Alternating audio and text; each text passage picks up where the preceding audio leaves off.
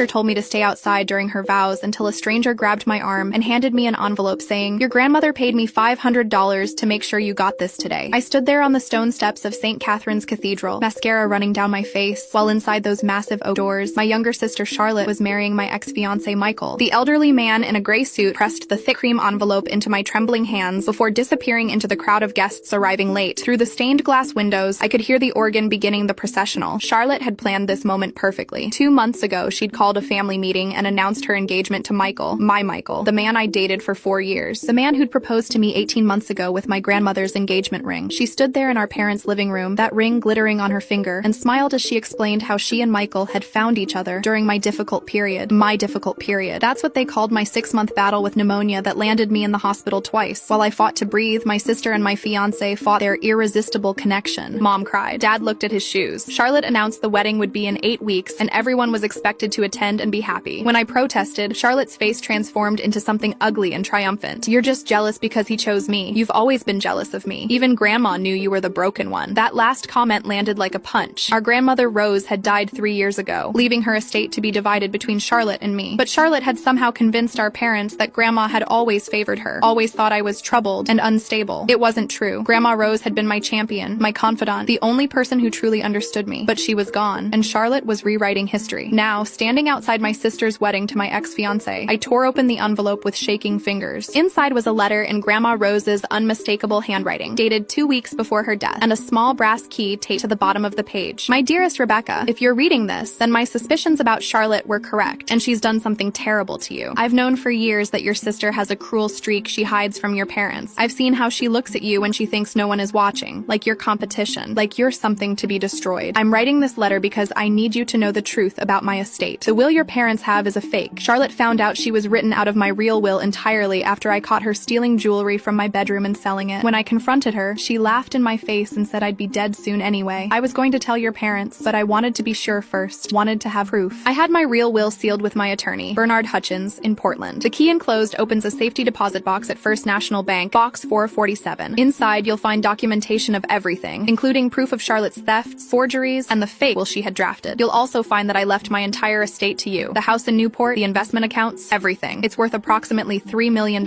I'm sorry I won't be there to protect you myself, but I'm giving you the tools to protect yourself. Don't let Charlotte destroy you, sweetheart. You're stronger than she'll ever be, and you're about to prove it. All my love, Grandma Rose." My hands stopped shaking. Inside the cathedral, the minister was asking if anyone objected to this union.